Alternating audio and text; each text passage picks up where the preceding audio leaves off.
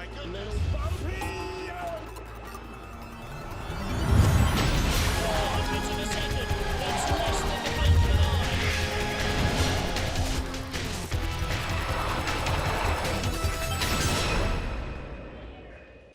The 2010 Winter Olympic venue at Whistler in beautiful British Columbia, Canada, is the opening round of the two-man bobsled World Cup. The BMW IBSF season starts here at the fastest track on the planet. Welcome to our coverage of the second and deciding heat of the first two-man race of the season.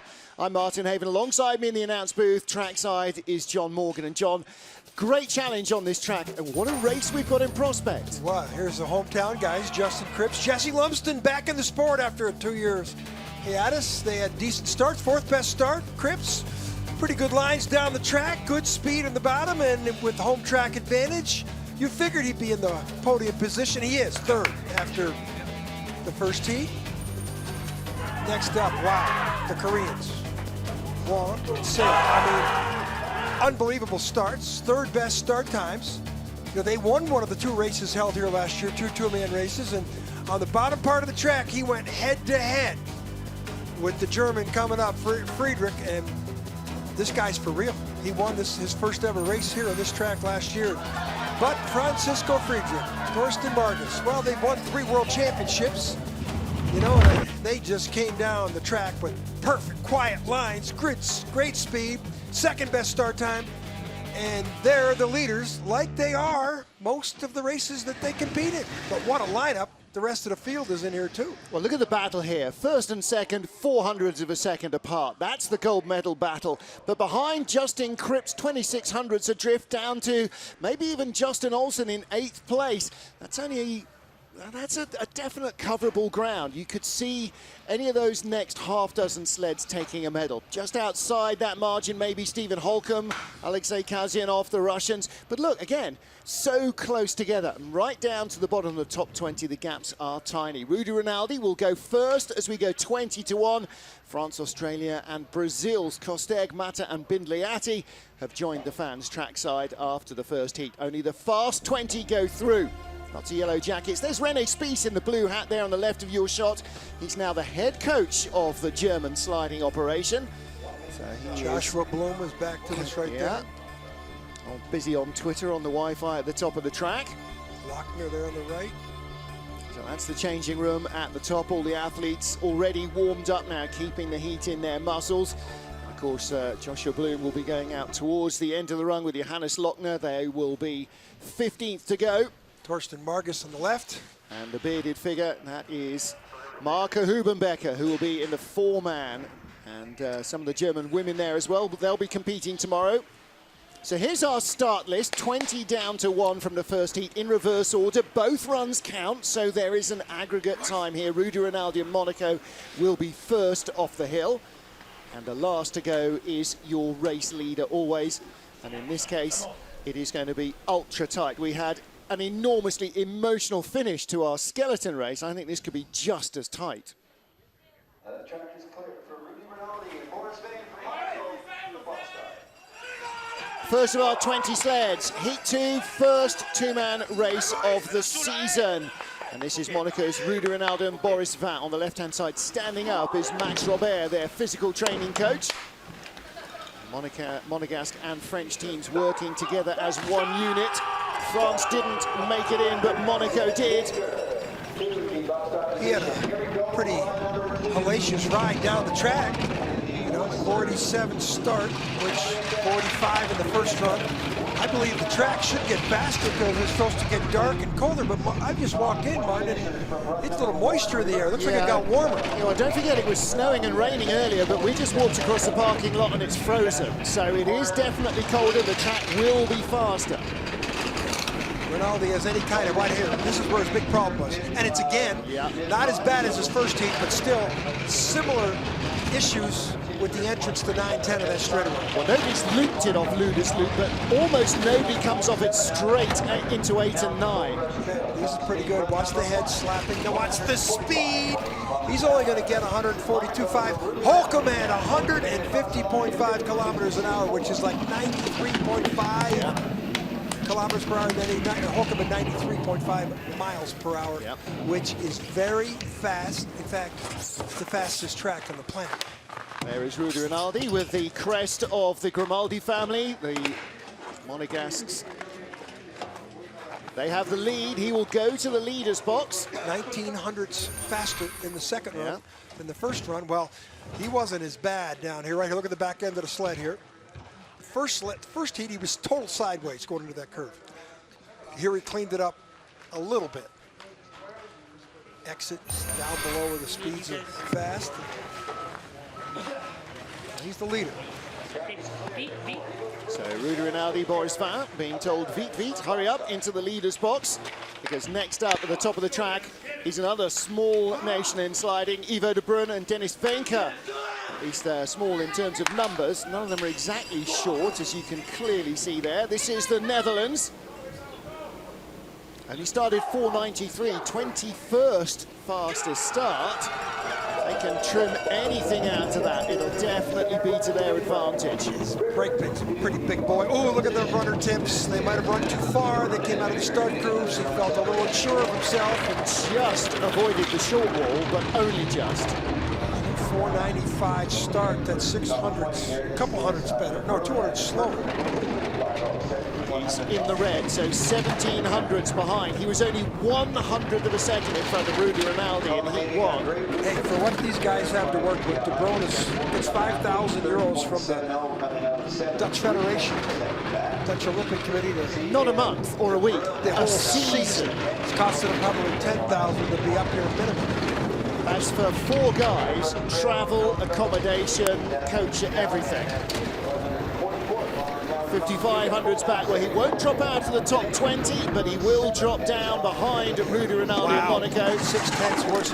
Now, Rinaldi had a much better start time than de Bruyne in the first heat, but he had the sideways entrance in the curve 9 and 10 that cost him. And you can see the difference there. He was 6/10 better than de Bruyne. And, you know, Rinaldi would have had that same similar run in the first heat. He might have been up in the top 14, 15. But if Ivo had run that run in the first heat, he wouldn't have been in the top 20 at all, so he would have been at the bottom of the field. Now watch, maybe look at the start grooves. Maybe Dennis, or something happens, and look at the runner tips. So he's not really unsure of himself. And that's friction at a place you're trying to accelerate. Now look at the runner tips here out of curve 1. And that's a skid, so he's got 3 mistakes. Bad start, bad entry into the sled, and bad exit of curve 1. And that was just down to corner 2. Yeah. And you can see he's disappointed with that. It all just slipped away a little. Next up for Great Britain, Bruce Tasker with new boy Sam Blanchet behind him. Blanchet from Montreal, Canada, now lives in Exeter in Devon. 500ths of a second their advantage from the first heat. So we are talking tiny margins here. Bruce, great athlete here. Look at that start, 4:79. Now this athlete here, they've accelerated him from brakeman, where he was one of the top athletes in the British team. They put him in the front seat last year, and they really accelerated his move. Only 3 teams started faster than that in the race so far. And he finished 4th in the World Championships last year at Innsbruck, an easy track where the start, the big emphasis on the start. It was the best British finish in 50 years at the World Championships. So this guy, a lot of hope for him. Watch out here, a little late, watch out. Oh. Just hangs on out of 50-50. Fastest track on the planet. You're going to hear a lot of this guy when he gets onto those tracks like Winterberg, Innsbruck, you know, the easier tracks. Well, the ones he's actually done more mileage on as well. Yeah, well, the emphasis is on the start. And here, there's a lot of driving involved in this track here. So you're going to have all the pieces of the pie to be successful here. It's experience. Experience is everything in this sport. You can have the fastest start on the planet. There's one other thing, too, confidence on this track. Because watch this, you're going 90 miles an hour right here. Look at him. I mean, he's bangs there, goes in, he's in late. So now he's got to go into this 50-50 curve. And watch, he's got to steer. Look at the runner tips. He's, you know, what do you call that, a bow and arrow? Yeah, Robin Hood. Robin Hooding. Normally, your knuckles are side by side. They barely overlap when you're steering. Robin Hooding is where you're ripping it back and hauling it off the corner. This is the most disappointing team in the first heat. Germany's Nico Walter with Martin Grotkopp. 17th. Oh. They had a bit of a false start, reset and went again. They were almost going there before that ding-dong sound of the 60-second counter starting. So there's a lot of nerves going on here. 585. You know, for this German sled to be back in 17th place is nobody more embarrassed than him. He was second in World Cup points last year in the two-man competition. For him to start off being 17th in the Heat 1, not a good start to the season. So all he wants to do here is post the time we expect him to post. He could live in the leader's box for 4 or 5 sleds. Ooh, right there. He's 100 back. I find that hard to believe. We won't see these teams after tomorrow until after Christmas, because they're not doing the World Cup weekend 2 weeks from now in Lake Placid. They're going back to Europe to do more machinery, more equipment testing. He's barely hanging on in front of Rudy Rinaldi of Monaco. Ties with Rinaldi. Oh boy, show us the German coaches. They're a little embarrassed about this. This is not the way Nico Walter. Now there could be runner set up too. You got to give him a little light here. Nico Walter, runner-up in the World Cup in two-man. Rudy Rinaldi of Monaco, 24th in the World Cup in two-man last year. They are tied with 16 sleds still to come. That is not a top draw performance from the German driver. Well, look at the heads here. Look at the speed in the bottom. Rinaldi is 0.4 of a kilometer better than Walter, which is why, and the 90, you know, that's significant. Well, tomorrow's four-man day, and Nico Walter likes the four-man a little better. Lamin Dean also likes the four-man a little better, tilting for a medal in the World Championships, and crashed out in the third heat last year in Eagles. But with Juju Simpson behind him. British teams got some loaded athletes, I'll tell you that. Yes, they have. And in their four-man, you will see an Athens Olympic gold medal sprinter joining the lineup. So here we go, Lamin Dean. Oh, Juju Simpson gets in even more like a bag of potatoes than in the first run. 4:88 start was quicker. Lamin's got more of a four-man experience, success than in the two-man. And is he still guarding the queen? Oh yeah, that's the day job. Nice job, yeah. Guard the queen all summer and come out and bobsled the winner. Drop behind our joint leaders, Nico Walter and Rudy Rinaldi.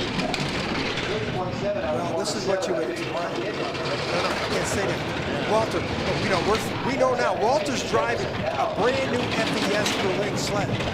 So obviously the test didn't work out too good for him here tonight, because his teammates are driving the brand new Wallner sleds. Very high line through Thunderbird. It works out for Lamin Dean. He comes across the line 53.19. So he drops down 2 spots because Nico Walter and Rudy Rinaldi are tied for the lead. And he gave away 0.4 of a second to those guys. He was, in fact, 0.6. He was a quarter second ahead, wasn't he? So I got to go back. We're a little perplexed with Nico Walter's finish. Well, and so is he. You know, he's trying out a new sled, and clearly he doesn't know how it reacts as the ice and the temperature changes, and he couldn't get a handle on it. Here's the top of the track where you have to be so quiet. Ooh. That's not quiet. No. And then, you know, his teammate coming up who's leading the event is driving brand new Warner sleds. So, and Lochner, the other guy, is driving the older Wallner sled. So here's your standings. Yep. Tie for the lead. Lamin Dean, Bruce Tasker, 3rd and 4th.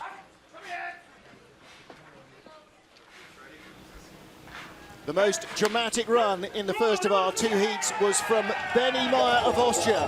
Back it in Benny, as he must now be called, because apart from the walls and the scenery, the only thing he didn't use on the way down was the roof of the track. He had everything in sight. Didn't he, though? But he had another epic getaway. You know, he could put a great run in here and really move up, because he had the 5th best start in the first run. This kid had a coming out party last year in the World Cup in St. Moritz, silver medal. Went into the World Championships on his home track, Innsbruck. Had a good performance, didn't win a medal, but this is a young potential superstar for Austria. little better into corner 9. He reversed it into 9 on the way down the first time. He was 16, 17 years old. He was building sleds with his father. So the kid knows the sport inside out. And all he needs is start times, which he's obviously worked hard on his starts this summer because 5th best start in the first run. Tight for the lead, 300s behind. Wow.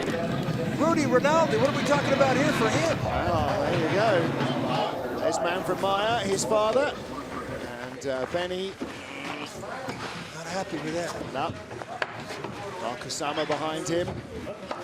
Great looking livery on the sled. Look at that. Borbet, one of the prize sponsors in the series, the alloy wheel manufacturers, really looks good on that sled. 9th place at the World Championships last year, so this is a disappointing start for them. You know, they could have a runner problem too.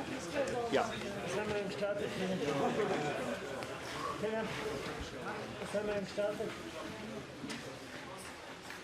Track is clear for Cody Baskew. Cody Baskew of the USA was tied for 14th spot after the first of our 2 heats here at the 2010 Olympic track in Whistler, Canada.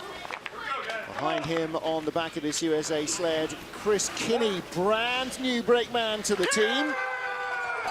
Yeah, Kenny's from Stockbridge, Georgia, 110 60-meter hurdle from Georgetown University. Cody Baskew's been around the sport since he was 2, and his brakeman has been around the sport since October.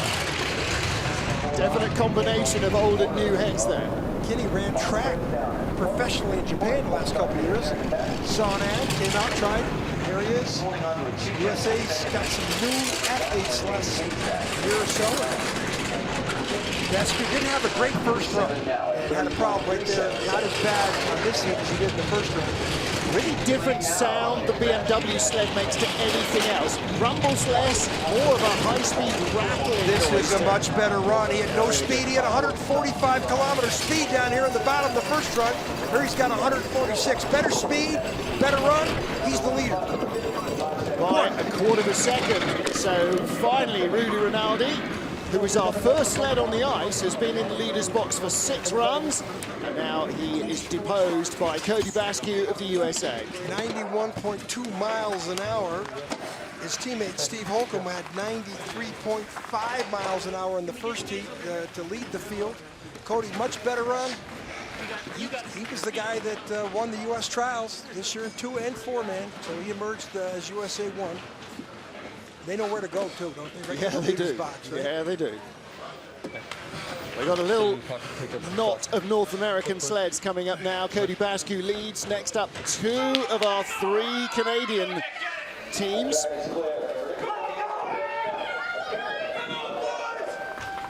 '13th after the first of the 2 heats here in Whistler. Nick Poloniato with Derek Plug, new brakeman to Nick. I think this pair pushed before this season. Poloniato had a great, pretty good Canadian trials to get to this point. Driving coach is Lyndon Rush. In the background there with the beard, you can see head coach Graham Richardson. Lyndon in the hat. Lyndon won a bronze medal at this track in the 4-man competition at the 2010 Olympic Games. Poloniato had a pretty quiet-looking run. Not too many skids and slides first heat. Let's see if he can repeat that. Wow. Rob's behind on the split times already. He knows the track. Following 500s back.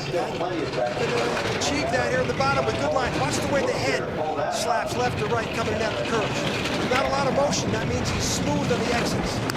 Next one coming up is going to be crucial. How's this? Smooth. This should be good speed. It is huge speed. Gap's widening though. The BMW sled is very clean through the air. The speed's not there. A little quicker than Baskew, but not enough to take the lead. He goes 1500s back. Cody Baskew leads with 12 to go.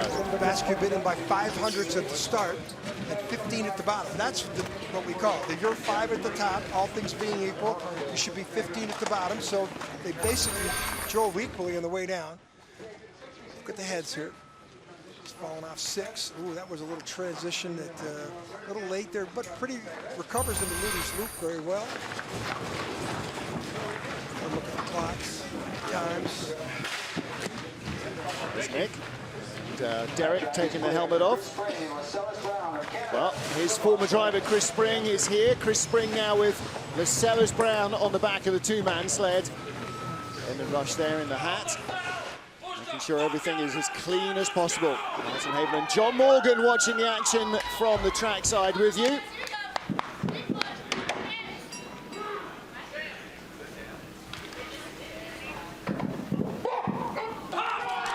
This guy won the race, one of the two-man races we had here last year.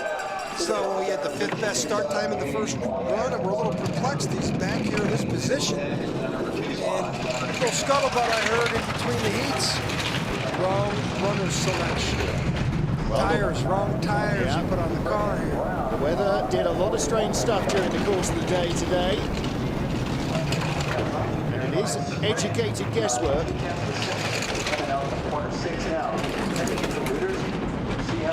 That's often the case. If you watch a race car driver who's off the pace but doesn't seem to be doing anything wrong, if he's got the same horsepower as everybody else, then you look at the tires and the setup.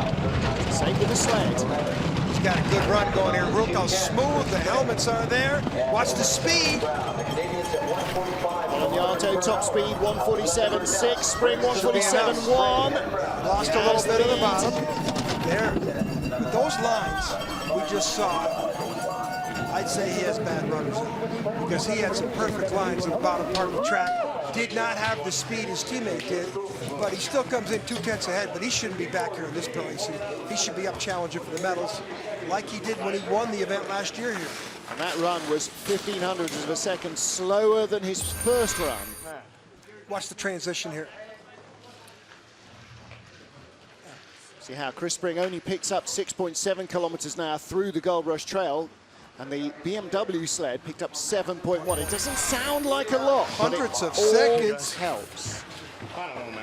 Look at Lascelles on the brown. Look at that stud. 42-year-old stud right there, boy. Yeah, 42 going on 22. Next up, our pair of Russians, Maxim Andrianov and Ilya Malik. 17th fastest start, or should that be slowest start? Well, he had a big, huge speed on the bottom part of the track. Look at those lines right there. Perfect. Exit of curve 1. You come out of curve 1, you drop 7 stories. So, dealing with the gravity, you don't have a gas pedal to sled, like I said in the first heat. You got to take advantage of all the acceleration points, and out of curve 1 is crucial. A little skid up top. He is going to need big speed at the bottom. He's in a hole by 0.3 of a second. Well, that's what happens when you have a bad start. You have to have a perfect home run every time down the track. He hit a home run in the first heat. This could be a single. Currently behind Chris Spring and Cody Basque. It's not coming back. The Valna sleds are very good at high speed. He was great at the bottom, but he brought it back. But look at, he got crushed at the start. He got beat by 1100ths at the start. He's only down to him by 2400ths at the bottom. Just a fraction off the top speed. The Valna sleds the Russians use are very quick through the air at high speed. Yeah, but the dog is only as good as its master. You still got to have a driver and he's a good driver. He's well experienced on the World Cup, World Championship, Olympics. Look at the heads here. Look, a little skid there, though. That's a great pickup by our team. That skid up there where the speeds are slow.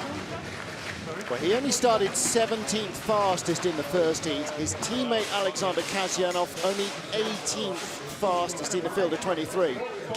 These are the Russians. 10 down, 10 to go. Chris Spring leads for Canada from Cody Basque and Maxim Andrianov.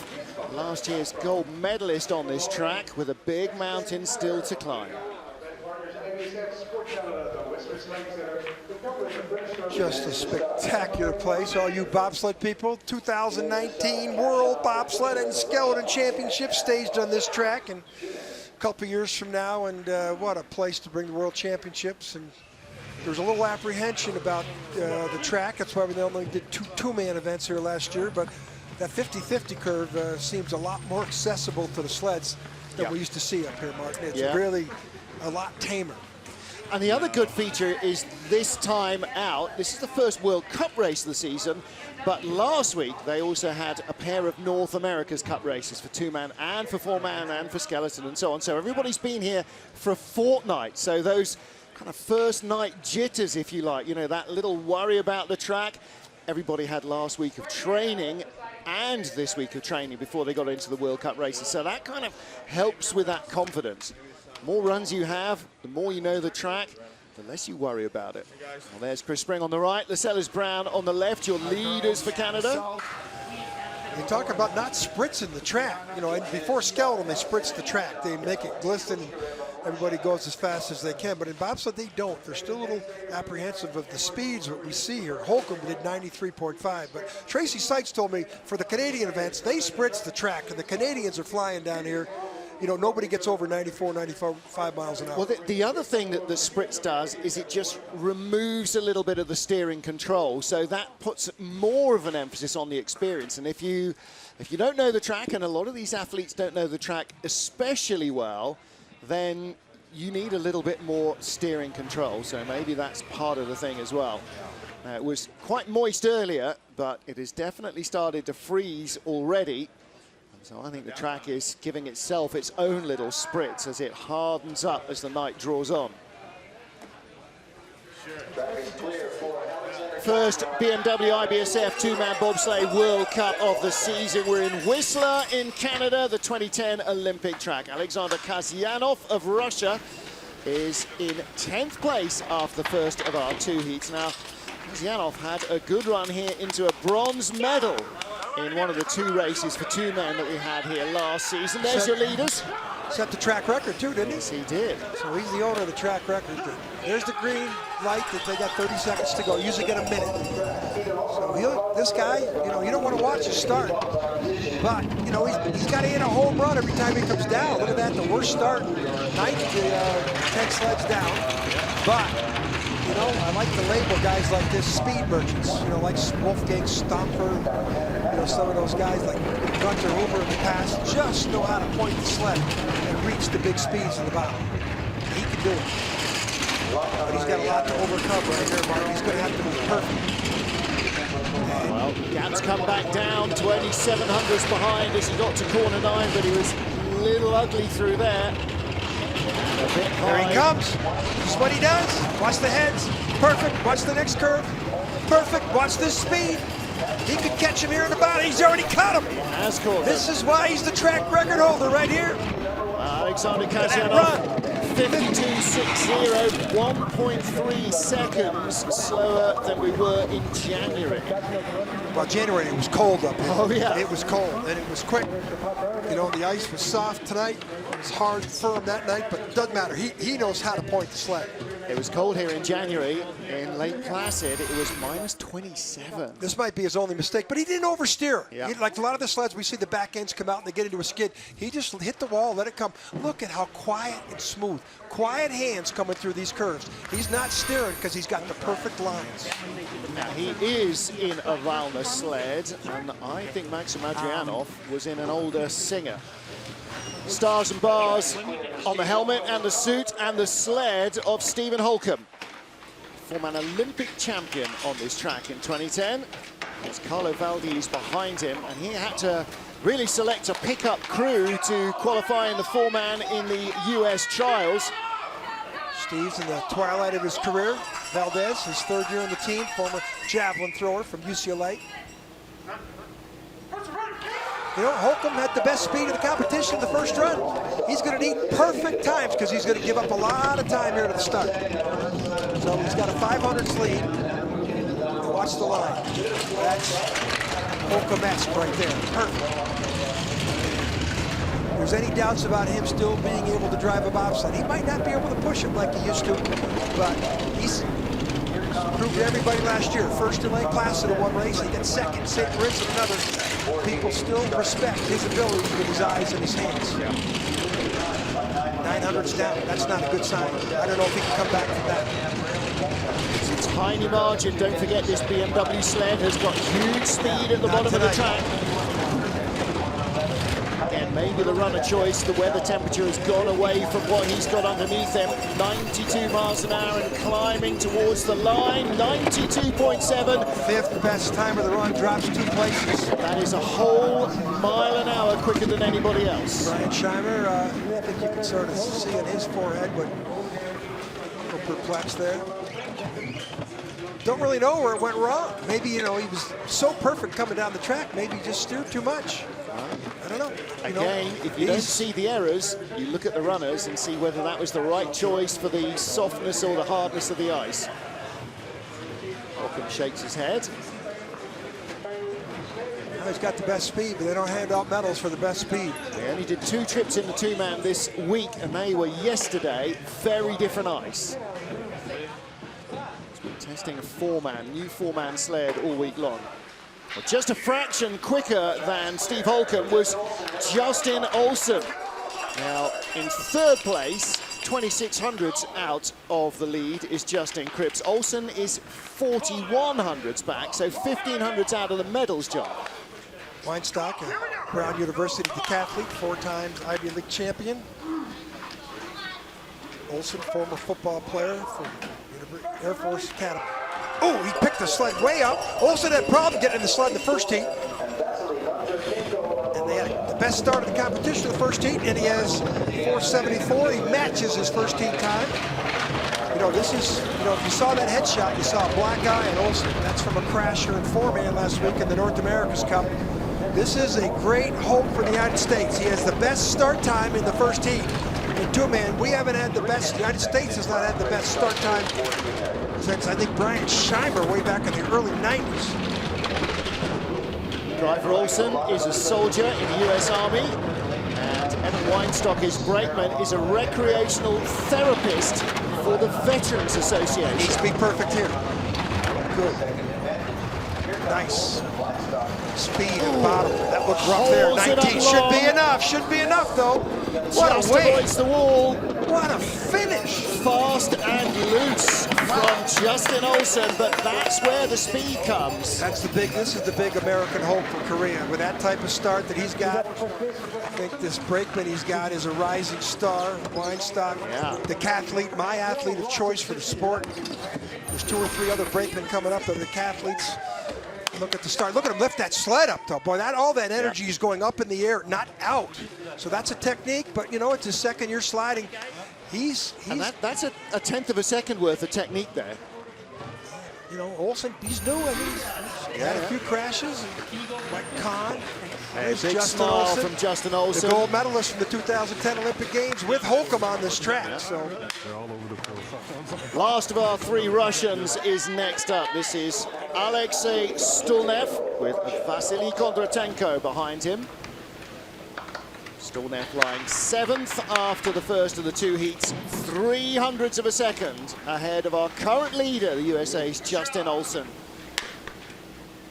300 of a second, that's quicker than the blink of an eye.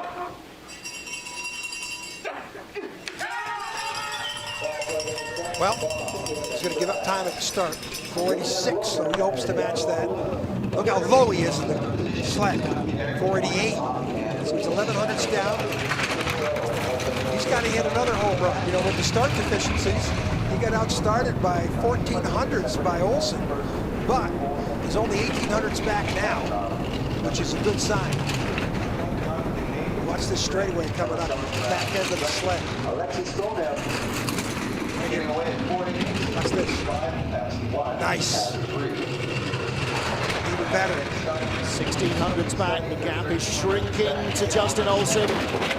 Olsen hung it out down the bottom though, John. And this is going to be right to the 100. Gets real close. Got the huge speed, top speed so far. He's not closing anymore. He won't catch Olsen at the line. Single digits. Wow. What a finish for Olsen. No matter what happens, this is his first World Cup race. What a finish for him. Yep. No matter what happens. But of course, he had the best start in the competition. Yeah, just 400ths of a second away from the all-time start record, which dates back to February 2009, the first ever international race on this track. Bad hefty Thomas Lamparter. That was the pre-Olympic test, which we'll be doing in Korea this season. the line. Look how low he is in the cowling. Look at that. Look at the speed. Olsen had 4/10 of a kilometer in the Gold Rush Trail. So perfect lines by Stulnev. So I think that the equipment was the big equalizer for the U.S. there. Yep. Not much to choose between them, was there? Look at the camaraderie of this sport. Small family, boy. Okay, top 6. Johannes Lochner and Joshua Bloom, the first of 3 German sleds. Lots of fans watching back home. Look at, he's up front. A lot of the drivers go from the back and jump up, push up front to the push bar. He sets his feet in the ice. 480 the first run, 480 the second run. Surprised, because these two had the best start at the 2015 World Championships. These two youngsters, when they won a silver medal. They also won the Junior World Championships that year. And as we discussed in the first heat, Lochner's uncle, gold medal or silver medalist at the Albertville Olympics. 1992, and he was a great starter also, so good pedigree here. Oh! Big skid there, though. Well, this is the big battle for bronze between him and the bronze medalist at the moment, Justin Cripps, just 7/100ths of a second. He looks like he recovered from that big mistake. Boy, the speed, he's going to be 147. He's got that. Oh, it's top speed, down to 9. He should have it now. Should be lost close. a 10th in Thunderbird. He doesn't. He pulls out a 10th. Pulls out of there. So he had the top speed, though. He had the top speed in the bottom. He recovered from that entry. Now remember, he's driving the old Wallner sleds. Yep. This is the first time the Germans have got into the Wallner sleds. They've been in FES Berlin sleds for years. Nico Walter was driving the brand new FES sleds. He's back at 16th place or 14th place. And here, this sled, the old Wallner sled, this looked pretty quick on the bottom part of the track, except for this. Ooh, that's the Benny Meyer line. Back it in, baby. Look at the coaches. Leo Leopold on the left, Rennie Spies on the right. There's Johannes Lochner on the all right. 23. Yeah. Joshua Bloom. Want to say hello to friend of the show, Lisette Turner. We'll be watching in the morning, I guess. Johannes Lochner leads from Justin Olsen. 5 to go for the medals. The track is clear for Rico Peter and Thomas Amrine. Race winners last year, Rico Peter and Thomas Amrine, tied in the first of 2 World Cup races for 2-man that were held in Whistler last year with Yoon Jong-won of Korea. They have a 4/100ths of a second advantage over the current leader, Johannes Lochner of Germany.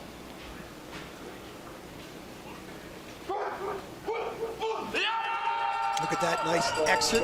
I'm used to come out, didn't lift the sled up out of the grooves. 484 in the first run, and they should have the same, 485. 300ths out of 3rd in the first heat, John. This is too close to call for bronze. Well, he did not have the perfect run that we're accustomed to seeing from Peter. He's turned into a very accomplished driver. Sort of a lot of Swiss drivers have come out with that precision talent that he's got. Look how low he is in the calendar. He has a better entry in the Cruise 9 and 10. He's in green numbers. He was rewarded with that good drive there. 300s. What's he do here? Whoa, a little late there. Speed. Going to need 146, 47. He's got top speed. He's good. 500s this is in good. front. This should be it. He ducks his head Shoots at the finish. for a medal. Got it. Takes the lead.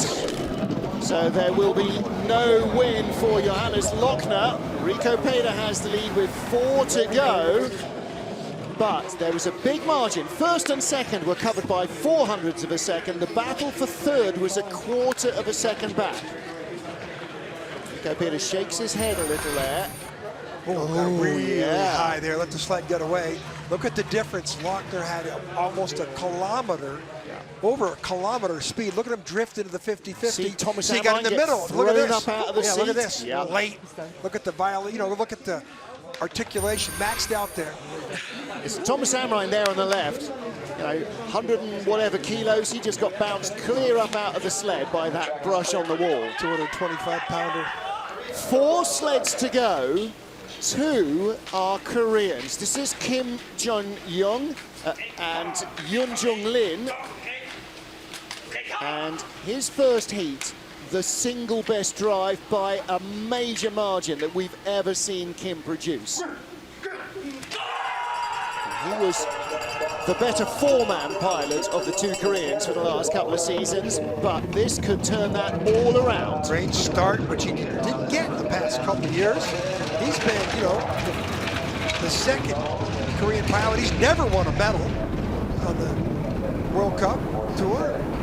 This could be his night. This might be it. Best result last year, 11th place in Whistler. You know, you have to have a good driver, you have to have great starts, and you have to have great equipment. I think the Koreans got the whole package. Very close. He was 400s in front as he sat down. He's 300s behind now. Oh, he's falling back. And that margin, 800s, is enough to drop him behind Johannes Lochner as well as Rico Peter. Third place. He's going to fall back at least one, if not two. He ducks his head. He ducks his head, and the brakeman puts his head up. Show us, if they show us that again, there was something happened there. Fourth best time, still his best finish. Oh yeah, personal best. Every time you come out to the track, you got a personal best going on. By a long margin. His best ever result was 11th here last year. And he'll be no worse than 6th. Look, they know. These Koreans are so focused on Pyeongchang next year. Watch the finish here. Now watch the driver duck his head. The brakeman, we shouldn't see anything of the brakeman. He doesn't lift his head for anything. He gets to the finish line, he comes up, he puts the brakes on right there at the finish. I don't know if that cost him, but well, that's different. That was a different look. Yeah. Never see the driver go down and the brakeman come back up. That's a kind of, that's an aerodynamically neutral balance there.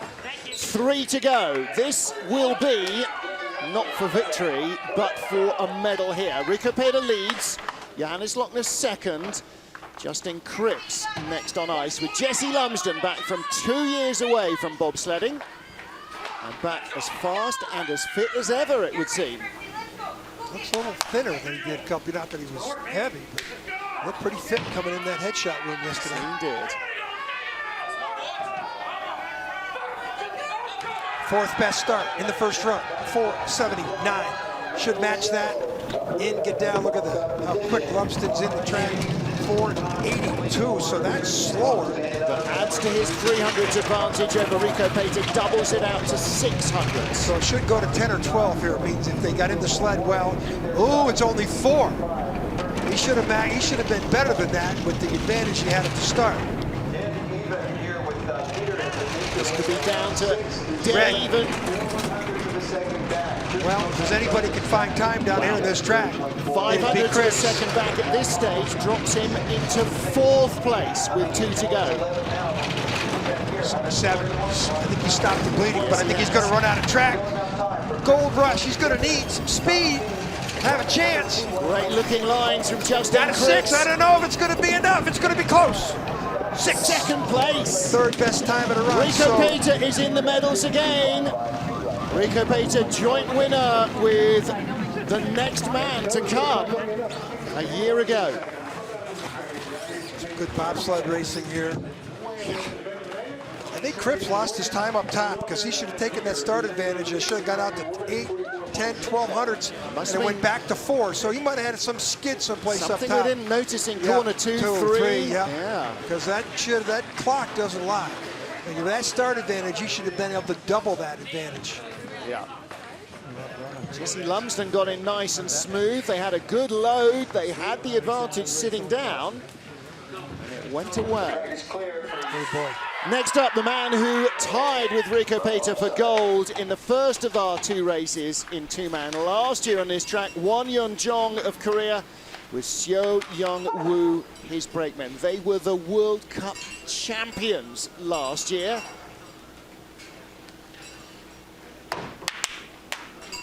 The size of the quads.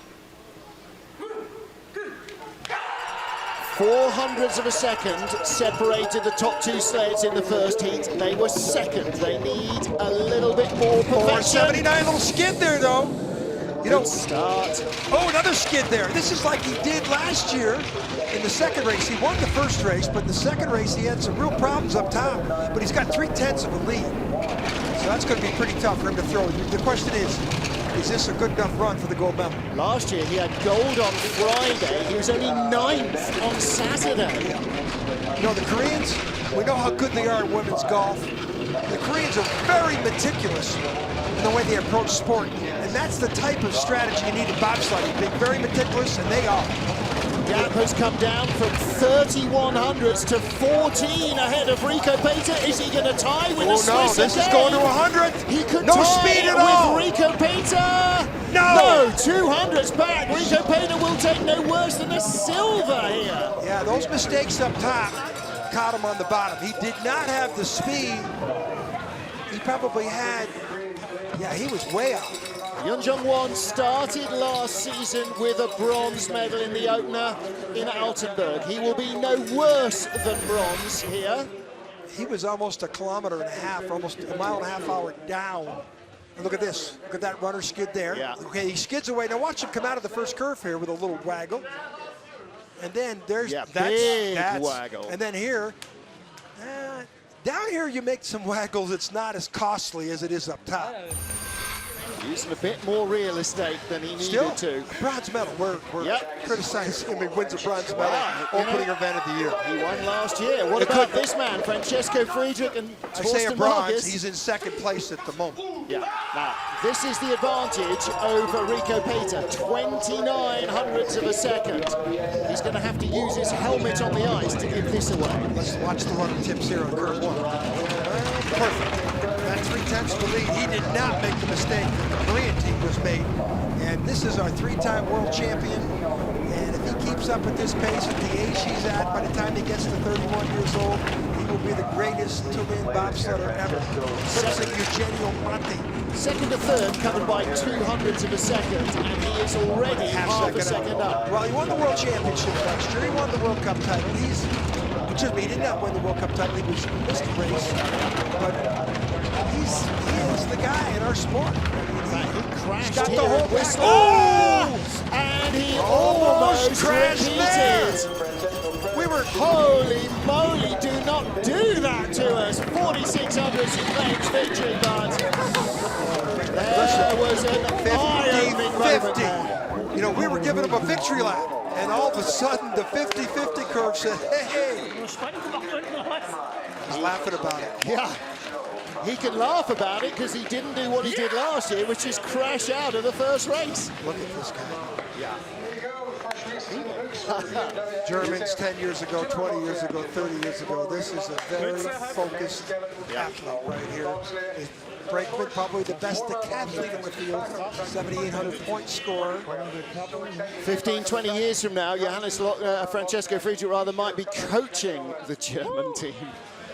But right now, he is leading them in the medal hall. He starts the season with gold, as he did last year. Don't forget last year, gold, gold, gold to start the season in the two-man. And he's driving a brand new Warner sleds. Yeah. Well, compared to his teammate Lochner, who's driving the older Walner sleds, and then Nico Walter had to drive the brand new FES sleds, and he's back in 15th, 16th place. So we'll see what happens in the next race, or when we see him in Winterberg in January, because they aren't going to Lake Placid in 2 weeks. That's true. So he won the first 5 races of the year last year, 3 straight in two-man and a pair of 4-man races. Thomas Schwab in the green jacket going in. He's the head of the German Federation and also on the IBSF track commission. Boy, that 50-50 curve almost got him, though. He got out of there with a big grin on his face. So Francesco Friedrich and Torsten Marcus start the season as they did last year.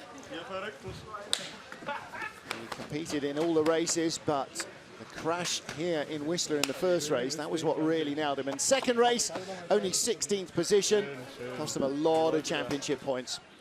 Wasn't he hurt? Well, wasn't he hurt? Wasn't he sitting in the sled? Yeah, Didn't he hurt sitting. He had an Achilles problem, I think it was.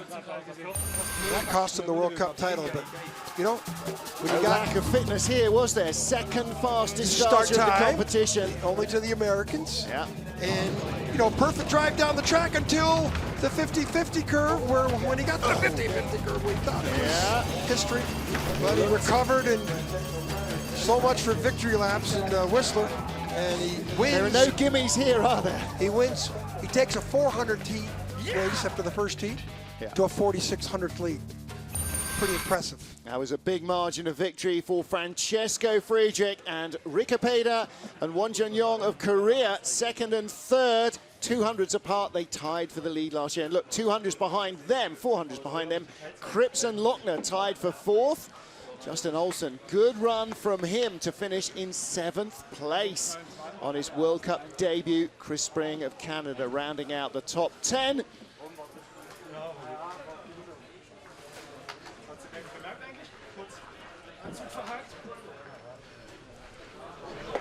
All sorts of stories to take away from here. Rico Peder and Won Jun-yong of Korea. There was nothing between them in the first race here last year, and there was only 200s between them in today's race. But the difference is that there was a lot of real estate between them and Francesco Friedrich and Torsten Margis. Now, Won of Korea put together a stunningly consistent campaign, only once out of the top 6 all season long for him. And that was those injuries. Yep. If he didn't have those injuries, he would have won the World Cup title last year also. That was Friedrich, yeah. So he was out of the top 10 only here in Whistler. And Won was out of the top 10, not out of the top 10, he was out of the top 6 only once. And that was in the second race here in Whistler, having won the night before. And that, of course, was a hugely emotional victory because it came so soon after the loss of their coach Malcolm Lloyd, who passed away last Christmas time. Well, there are your race winners. So whatever the Germans have learned about their sled technology here will have to go into the melting pot. They will not learn more in Lake Placid. They will head back to Europe for more equipment testing before. They've been driving FES Berlin sleds for over 12 years. Yep. And this is the first time they've been out with Wallners. Of course, their head coach, Rennie Spies, was the very first man to race an FES two-man, wasn't he? Yeah, back in 95, 96. So he's seeing the changing of the guard towards FES, and now he may be seeing the changing of the guard away from FES. I guess it depends exactly what the new sleds produce at the end of the season and into next year. Rico Peder and Thomas Amrine, the silver medalists here. So Lochner and Bloom are tied with Krips. Yep, tie for 4th place. And they were only just out of the medals.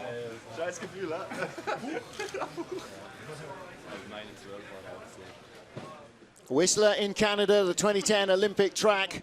After the first of our World Cup races for two-man bobsled, our winner Francesco Friedrich heads the World Cup rankings from Rico Peder and last year's World Cup champion Won Jun-yong of Korea lying in 3rd place. Those were your medalists. Everybody else following along in the order in which they finished. 2 or 3 ties down the order. Tie for 4th position, tie for 15th position as well. And 21 sleds being shown, but in fact 23 will have scored points for completing the first of our 2 runs. So Francesco Friedrich with Torsten Margis, 26, 27-year-old World Championship winning two-man combination. John Morgan, they gave us a little bit of a fright towards the end of the run right there. I don't understand that. Down below 50-50. You know, he just wasn't steering. You know, and this sled, well, you know, he's driving brand new Wallner sleds. But he also won in the brand new FES sleds last year. So he's won 3 straight world championships in FES sleds. So I think you give this guy a Volkswagen, he's going to win the event. Maybe it just does things a little different to how the old sled did, and he was expecting it to zig when it zagged. But he got away with it. Big smile on his face, and the taller figure of Torsten Margis' brakeman on the left there, Thomas Amrine with the darker beard, and his driver Rico Peder. And on your right-hand side, Yun Jung-won and Seo Young-wo of Korea. Okay, Swiss on the left, Germans in the middle. I've been seeing that for my whole life in the sport. Korea on the right, get used to it. Last 12 months has been a big turnaround. Get used to those guys. Absolutely right. And that is it for the two-man season opener. No double two-man duty in Whistler this year. The bobsledders will be back with 4-man on Saturday. So join us for all the action from the Whistler Sliding Centre on FIBT TV. Till then, from the whole crew here, from John Morgan, I'm Martin Haven saying thank you for being with us. We'll see you for much more action here in Whistler.